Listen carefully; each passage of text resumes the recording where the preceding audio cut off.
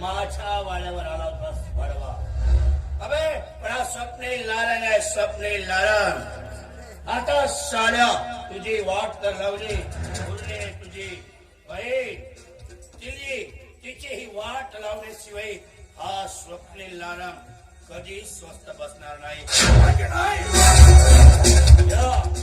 साल्याला उचल आणि एखाद्या खाईत नेऊन फेकून दे साला.